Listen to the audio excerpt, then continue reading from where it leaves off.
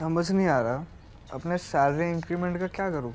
बेटा इतना क्या सोच रहा है, अपने म्यूचुअल फंड्स के एसआईपी का टॉप अप करा ले। This is the right time. क्या समझ में नहीं आया। बेटा इतना क्या सोच रहा है, अपने म्यूचुअल फंड्स का एसआईपी टॉपअप करा ले।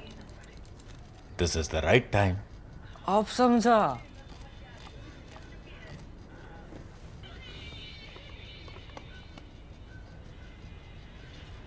Mutual fund investments are subject to market risks. Read all scheme-related documents carefully. Welcome to the WorldView with Swasti, and today I am in Olympia, which is an ancient city, a very picturesque city in Greece, where I met Dr. Omer Taspinar, Professor Omer Taspinar.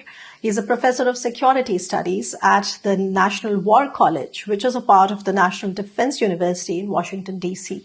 He specializes in Turkish foreign policy, Turkish defense policy, and of course, that's the reason why I'm speaking to him. Because Omer, as you know, that after the recent military standoff between India and Pakistan by way of Operation Sindoor, and the kind of military support that Pakistan received not only from China, but also from Turkey, has kind of roused the Indian interest in understanding the Turkish defense industry better, the capabilities better, and also Turkey's aspirations in the region and in the world. So I thought nobody better than you. We were yesterday at a panel and we had our own mini panel of a very, I would say, interesting discussion. So let's, start.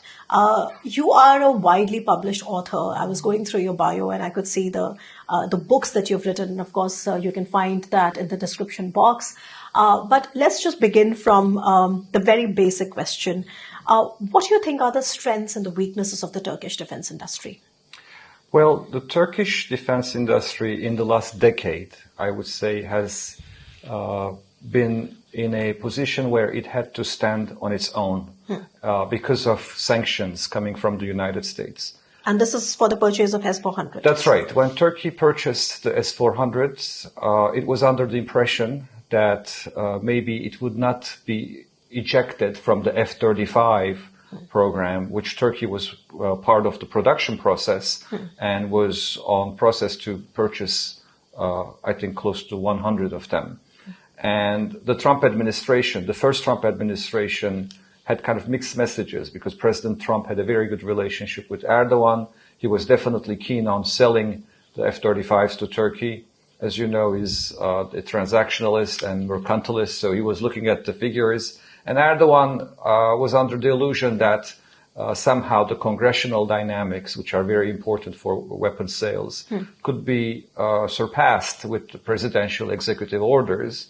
But that wasn't the case. So Congress came up with the CATSA sanctions, and Turkey all of a sudden was in a position where it could no longer purchase the F-35s.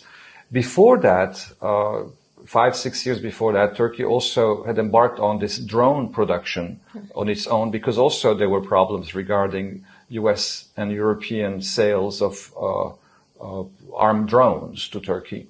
So I would say it's by necessity that Turkey, in a way, decided to invest more in its own military-industrial complex. And there were lots of subsidies for companies embarking on that. The Turkish state companies were also involved, and Erdogan prioritized this aspect, which started to pay dividends in the last, I would say, 5-6 years. I mean, from Azerbaijan to Ukraine to Libya to Sudan, Ethiopia, Somalia, to Qatar, even countries with which Turkey had difficult relations because of its support for the Muslim Brotherhood, such as the United Arab Emirates and Saudi Arabia. Now they have become big customers of Turkey. And Pakistan fits in that picture because it has a big need for obvious reasons. And it became a lucrative market for Turkey. No, I will come to, of course, Pakistan, and I have many questions for you on Pakistan, as you can expect. Yeah. But the question on Turkish defense industry also becomes important for us to understand because, by and large, the Turkish economy hasn't been doing very well. And Erdogan has been facing a lot of, pressure back home because the inflation, etc. Yes. But at the same time, it's the defense industry which has been doing rather well. In fact, it's been doing stunningly well. Yes. So I think the question was also to sort of, delve upon why do you think that there is this gap? So I mentioned the necessity dimension. There is also a reason to emphasize this because the Turkish economy is a middle-sized economy, and income per capita in Turkey is around $15,000. So it's not a rich country yet, but because of its population, it's close to 90 million. It has a certain level of regional influence, and the economy is not dependent on energy.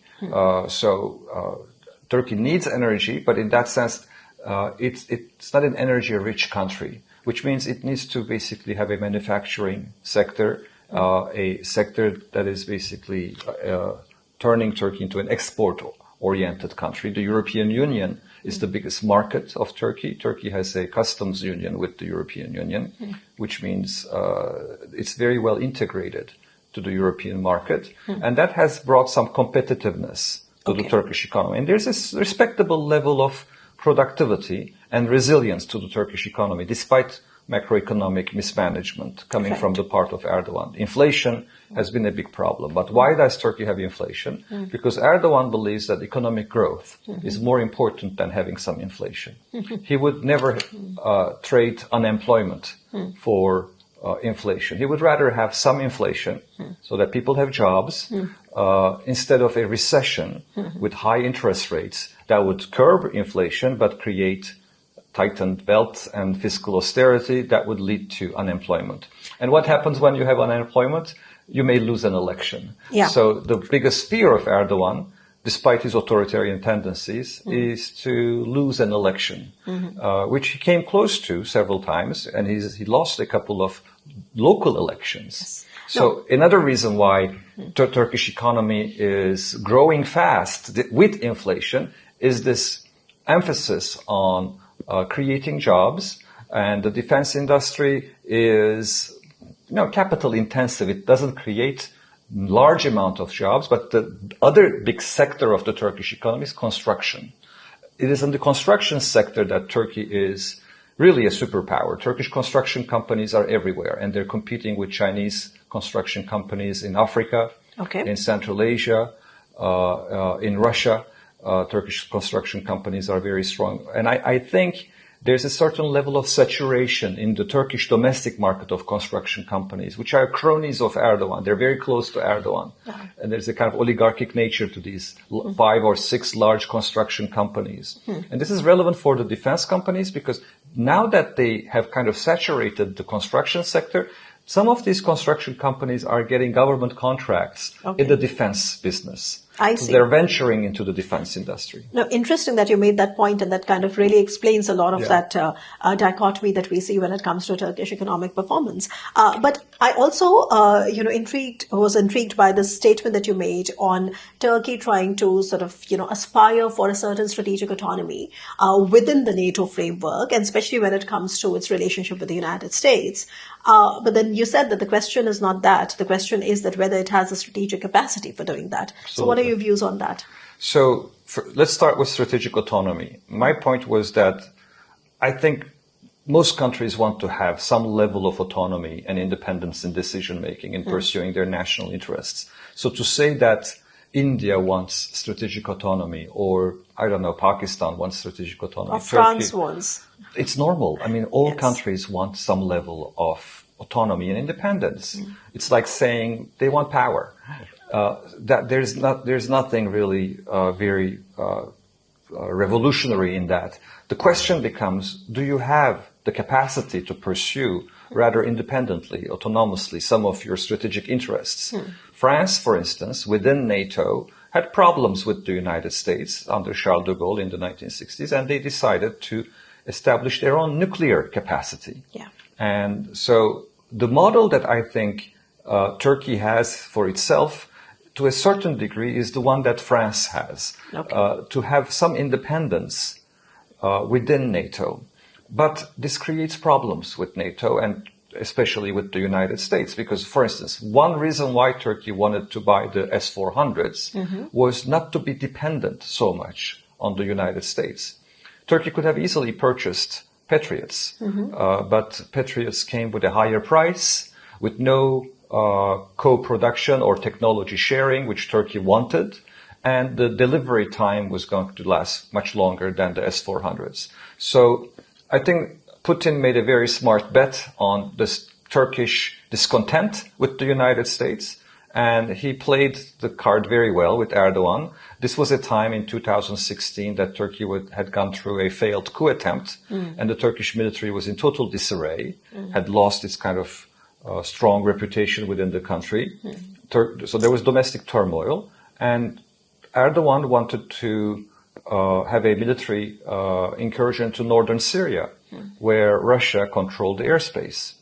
And of course, things were problematic with Russia too, because Turkey had just downed a year before that a Russian jet on the border, and there were problems with Russia.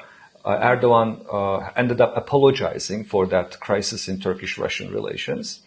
But after a year, the relations recovered, and when Turkey decided to invade part of northern Syria against this Kurdish group that was pursuing its own territorial agenda with the support of the United States, which was really a problem in Turkish-American relations, Putin said, okay, we'll give you the green light to go to this area where we control the skies, the airspace, but wouldn't it be nice if you purchase S-400s from us? So the debate about the S-400s coincided with Turkey's problems with the United States. Okay. So in that sense, one can say balancing, hedging against the United States by improving relations with Russia is partly a pursuit of strategic autonomy, but does it really translate into capacity? Because this is not a Turkish product. It's beholden to Russian technology. Russians did not share technology with Turkey, and Turkey did not even end up using the S-400. That's the intriguing part. In fact, I've had this discussion with you earlier, which is that what was the purpose of buying the S-400, which has actually never been deployed. And now you made a point yesterday saying that Turkey could very well send it to Syria. And I said that, but what about a situation where Turkey could land up selling it second hand to Pakistan? And that's where, our concern lies. So we will see how that unfolds. But, coming back and, talking a little bit about this Turkish fifth generation aircraft program, which is Khan. And now we are sort of having more analysis about it in India. So let's just first get started with the basics. What is the status of the Khan project right now? So in 2024, it had its first maiden test and successfully achieved what it was intended to achieve, which was the first test of flying and landing. The prototype. The prototype. Yeah. The key is, of course, will you be able to have scale production? And right now, as far as I know, is that there is a problem in terms of the engine production. This will be a co-production, but right now most of the engine is dependent on American and British technology, and there are some sanctions coming from the United States still because of the CAATSA sanctions. And the vision that the Khan project has is for beginning a series of scale production by 2029, 2030. The long-term goal is to have a domestic indigenous engine for it. I think we're far from there. We're not there. The goal is to first have some level of co-production and then to gain the ability to have domestic indigenous technology to produce it. Another problem with the Khan project is the cost. For such fifth generation costly projects to gain sustainability and profitability, there has to be scaled production, and which depends on how many you will produce, which depends on the market. So this is why Turkey is on a quest to look for customers for this product, and there are customers, They're looking at the feasibility of the Turkish project. And who are these customers? Well, I know Saudi Arabia, for instance. I recently published an article about Turkish-Saudi convergence in the new Middle East. They're interested in buying Turkish products. You know, Vision 2030 in Saudi Arabia intends to have a Saudi domestic production as well. So Turkey is much more willing than other European or American companies to co-produce with Saudi Arabia, not fifth generation jets, but armored vehicles, down the line drones, tanks. And so there is a Saudi-Turkish defense industry cooperation burgeoning. And they're interested, as far as I know, in buying 100 of them. Okay. So that's a big number. There are other countries also interested. I know Malaysia is one of them. Indonesia is in talks. Pakistan is interested. Of course, whether this will materialize depends on how quickly the project will gain traction. So they're now looking at the progress of this. Interesting point you made about Pakistan, because what we do know is that about 150 Pakistani engineers have been actually developing the current project. So it's also, you know, some kind of a shared synergy when it comes to a country like Pakistan. And then we now know that Pakistani pilots have been flying the jets in the Middle East. So you do see that there are convergences, you know, in bits and pieces. Pakistan had a lot of convergence with Saudi Arabia as well. And with Saudi Arabia. So that's what I'm trying to say, that, you know, with this kind of a project, you see that things are falling in place for these actors. Now, I'm glad you mentioned the engine, you know, Omer, because for the viewers, you know, let me just highlight a little bit that currently the current project, the prototype that has flown, uses the GE F110, which is a type of an engine which is usually used for the F-16s. And the reason why Turkey has been developing the current project is to lessen its dependence on the American F-16s. Correct. And have its own. But eventually they would like to have their own engines. And we understand that well, because it's pretty much a similar status that we have in India right now with our own indigenous aircraft program. But it's another topic for another day. Everyone wants to have capacity. Yes, everybody wants to have the capacity, but when it comes to the aircraft program, usually it is about the jet engines, because very few countries in the world actually have that capability of having 100 to 130 kilonewton thrust of engine. But you mentioned also the various potential buyers. You mentioned Saudi Arabia and you mentioned Malaysia, etc. But let's just understand it one by one, Omer. Where do you think the Turkish, and how deep do you think the Turkish defense relationship is when you look at the Middle Eastern region, with the Caucasus, because we know Azerbaijan, of course, has been interested as well, and in the Mediterranean. So could you just help, you know, region by region for us to understand how it kind of pans out? Sure. So when you look at the Turkish priorities, the closer the borders, the countries are to the Turkish borders, they gain more priority. Most recently, Syria has become a big game changer for the Turkish government in the Middle East. Turkey played a big role in the regime's change in Syria by supporting this current new government. And the Middle East is part of Erdogan's priority, has been a priority for Turkey since Erdogan came to power in 2002, 2003. So relations with Iran, Iraq, down the line relations with Egypt during the Arab Spring, which were very good because of the Muslim Brotherhood link. That was an important ideological project of Erdogan to support the Arab Spring and the arrival of Muslim Brotherhood-oriented governments to power through democratic elections, because Turkey was a kind of model for these post-authoritarian regimes with strong Muslim Brotherhood-oriented political parties. So I would say under Erdogan, we have seen different stages of prioritization of regions.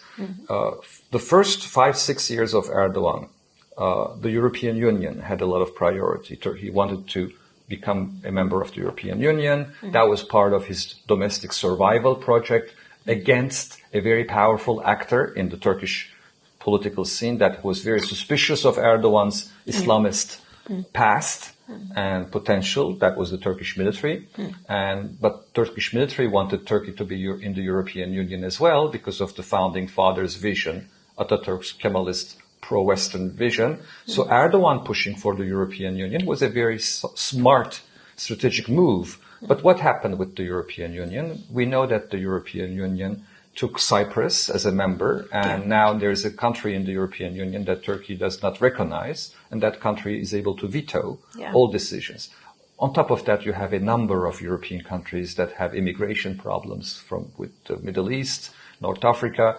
They don't want a 90 million Muslim country to become a member with borders to Syria. So, Omer, it's interesting you mentioned compartmentalization, and that's, according to you, has been one of the strongholds of Erdogan's very transactional foreign policy.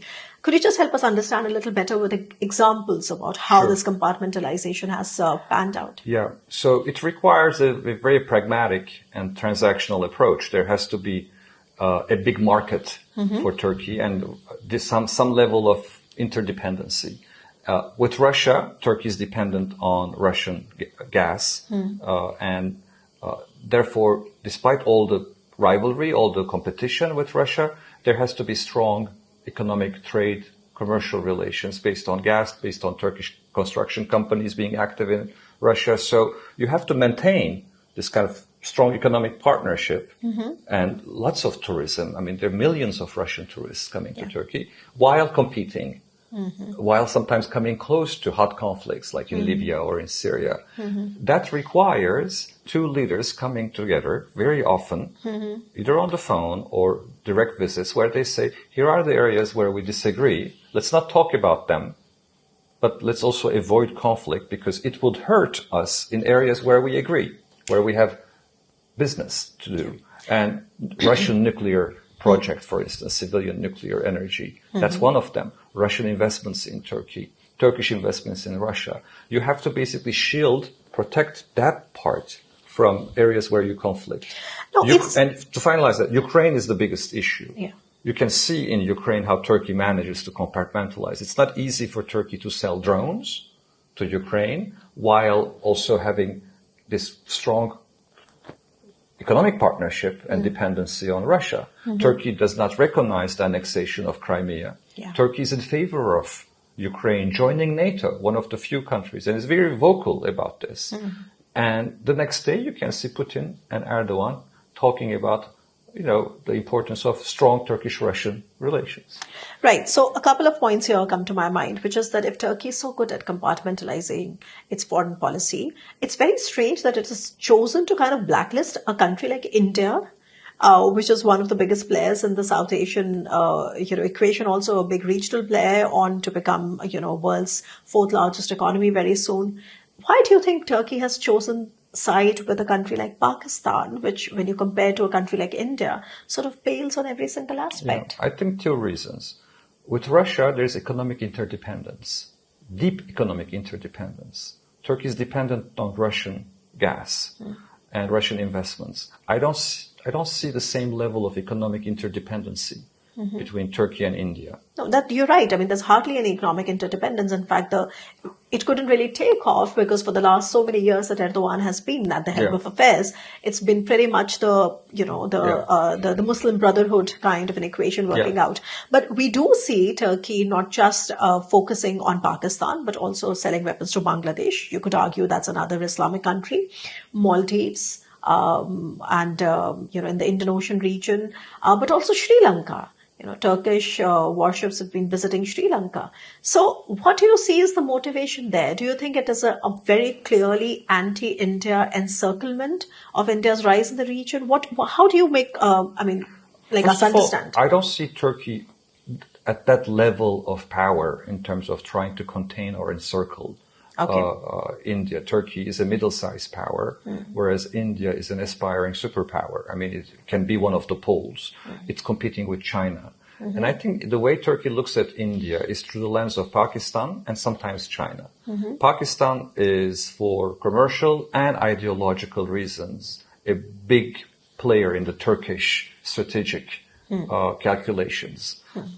Traditionally, there has been this Muslim solidarity, even before the Muslim dimension at the military-to-military level, even before the rise of Erdogan. I remember Pakistan used to be a kind of brotherly country to Turkey. And I used to write for a Pakistani newspaper, Pakistan Daily Times, long time ago.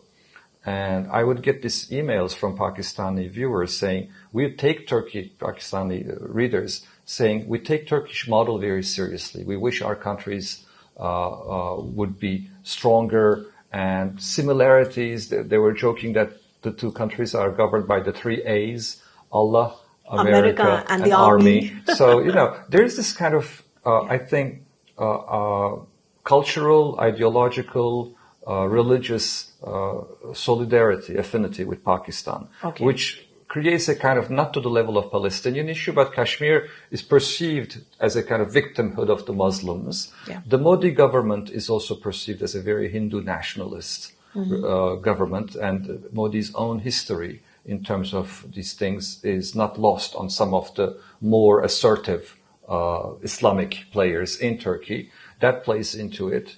And at the end of the day, I think Turkey is betting more on the Chinese rise, and China is perceived as a more aggressive, commercially potential player. China wanted to invest in the framework of BRI in Turkey, and they wanted to buy a lot of Turkish infrastructure.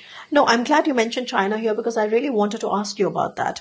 I take your point that, Turkey wouldn't perhaps be so overtly interested in encircling India, but from India's perspective, we see the kind of integration that we see between Turkey, Pakistan and China. That, of course, is something which is very uncomfortable. And I can give you an example. If you look at the recent sale of the J-17 jets to Azerbaijan, which are co-produced between Pakistan and China, but they have Turkish missiles on them.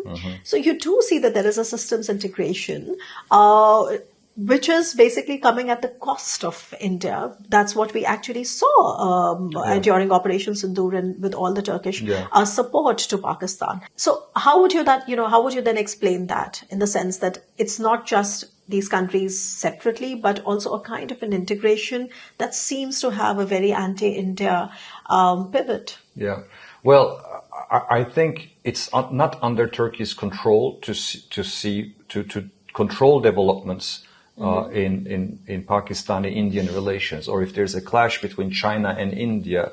I think Turkey is a bystander in all this. It's not like Turkey is an active part to these conflicts, but overall, as I was trying to say, there is a perception that Pakistan is a ally, Muslim ally, and a market, and there's a lot of history. China is not. China is perceived as, superpower, very interested in Turkey, and they have problems with India.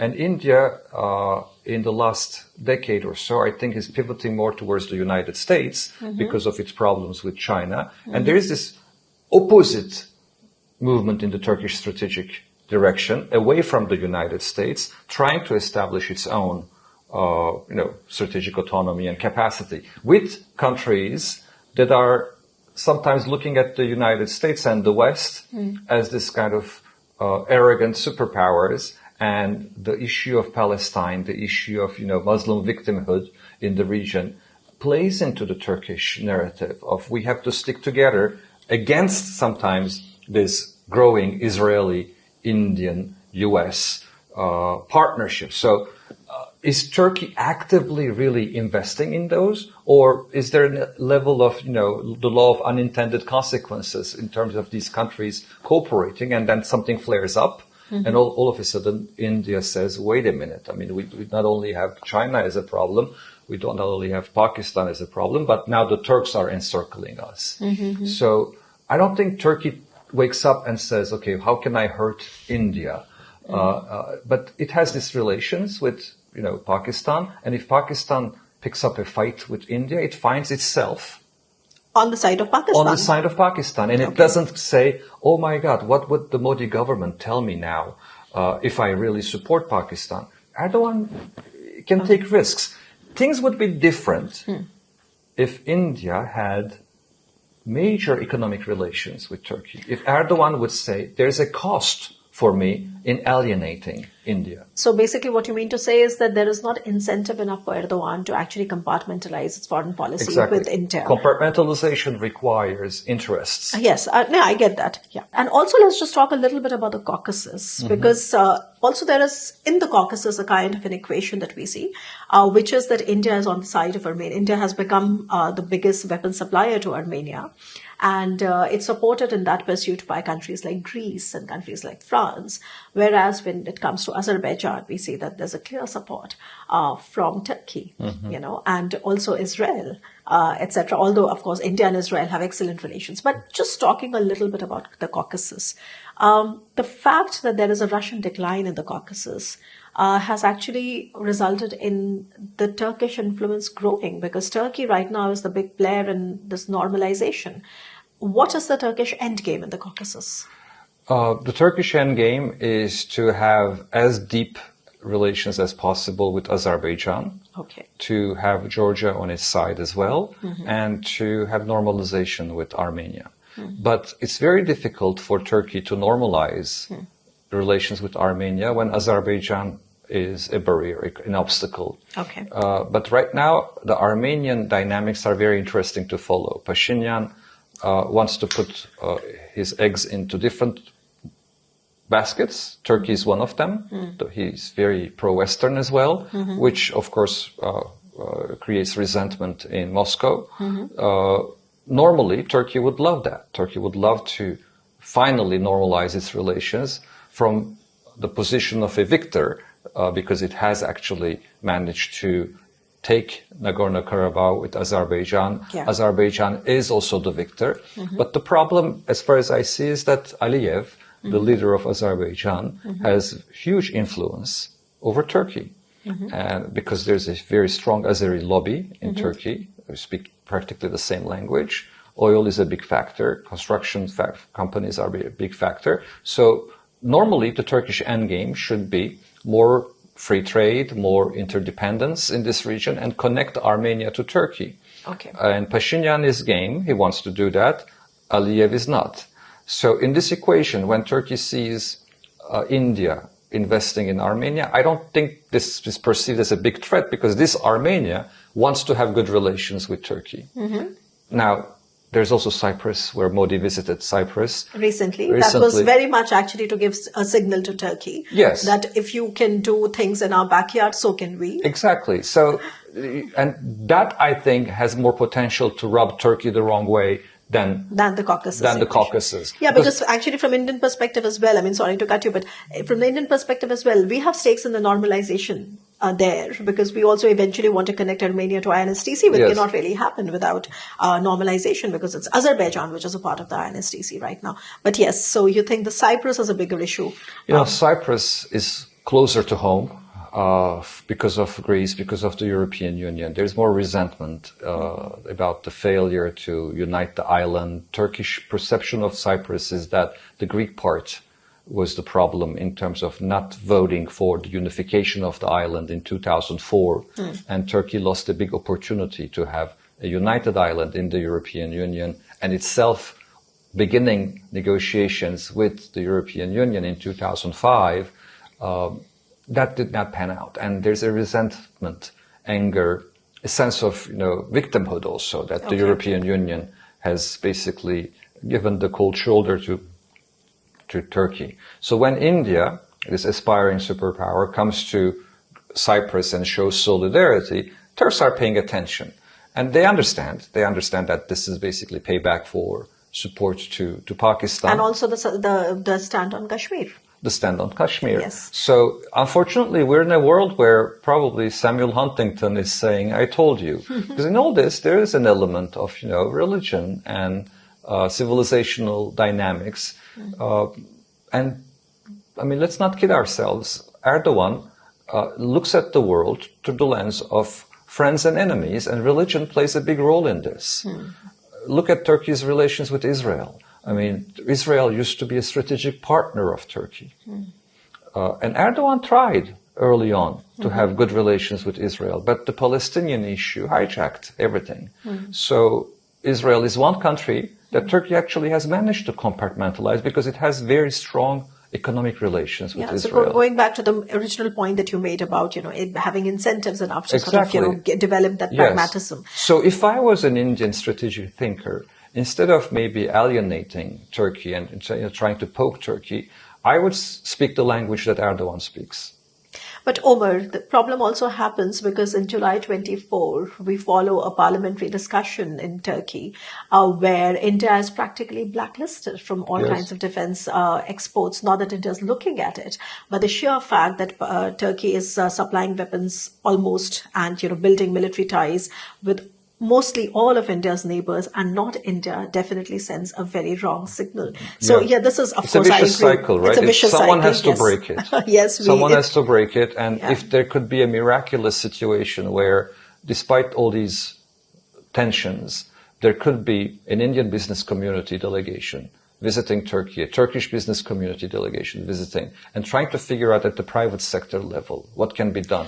Now, that brings me to a very interesting scenario because the way I look at things, it certainly looks a little more probable in the post-Erdogan era, but certainly not with Erdogan and his style of politics. And that brings me to the last question, Omer, which is, how stable is Erdogan in Turkey right now? Because we also hear a lot of instability, resentment. We know the entire episode of İmamoğlu. Yes. How stable really Erdogan is? Well, a strong leader usually does not need to jail its opponents. So Erdogan appears to be very strong. But Putin does it all the time. I mean, he's murdering his opponents and people Maybe- are falling off the windows. maybe that's a sign of not state strength, but state weakness. Okay. Strong states, I think, to India's credit, to credits of democracies, do not need to do that. I mean, India is a democracy, right? It's the largest democracy. You don't see India jailing opposition politicians. You have a lot of human rights problems in India, but in Turkey we have reached a level where regime survival demands this kind of drastic action. I used to label Turkey as an illiberal democracy where elections still matter. They're not exactly free and fair, but Erdogan has the potential to lose an election. And at the end of the day, it's the economy is stupid. It really depends on the economy. We're entering a stage in Turkish politics where Erdogan, I think, realizes that if he cannot deliver economically, if there is not enough growth, jobs, services, he may be voted out. Okay. So when you face that kind of situation, you're at a fork. You basically say, okay, either I'm going to go to election and risk losing my seat, and sometimes losing your seat comes with losing your liberty. You may go to jail because of corruption charges. A new revanchist government comes and, Netanyahu. And there are many corruption charges on There are Erdogan. many corruption charges. A little bit like Netanyahu. Why does Netanyahu wants to stick around? Where does he pick these conflicts? It's partly to stay in power. So Erdogan, in a more drastic way lately, I think as a sign of weakness, is jailing his opponents. Okay. And that doesn't translate to me into power. That's coercion. And he is coercing, and he is creating more of a police state. While ironically and somewhat paradoxically, he's pursuing peace with the Kurds and trying to disarm the PKK, having an olive branch to them. But I think that's a tactical move where he's trying to silence the Kurdish opposition and making them beholden to him while he's jailing the larger secular, more social democratic opposition. So I'm quite pessimistic about the future of Turkish democracy. Erdogan has been in power for 22 years. I think now he is thinking of himself as the most consequential leader of the country, and he sees himself as someone who has restored the importance of religion, the importance of an assertive foreign policy, and he has defeated the Kemalist establishment, the military, the judiciary.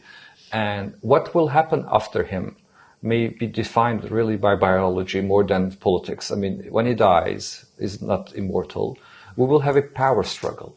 Okay. And we don't see a politician with the charisma and power of Erdogan winning elections the way he does. He's much more popular than his political party. He has a presidential system. As long as he's healthy, as long as he can campaign, and as long as he can create this illusion that there is an opposition, he will win. Okay. But I think he's aging. I think he's losing also touch with the reality.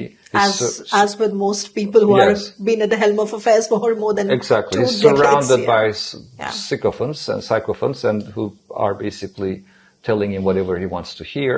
And we have entered a stage of Turkish politics where we can say from an illiberal democracy, Turkey has turned into more of a kind of authoritarian system. Whether competition will exist in this authoritarian system, whether we can call it a competitive authoritarian system, depends on whether the opposition can have a leader who's not in jail. Yeah. Okay. On that note, Professor Omer Taspinar, thank you so much for speaking to me and taking the time out. I know you have a long drive now. But it was such a pleasure and an honor to speak to you. And thank you once again for speaking to me for the Worldview with Swasti. The pleasure is mine. Thank you. Yeah. So that was Professor Omer Taspinar, Professor of Security Studies at the National War College in Washington, D.C. And you are watching Worldview with Swasti. Stay tuned for another episode.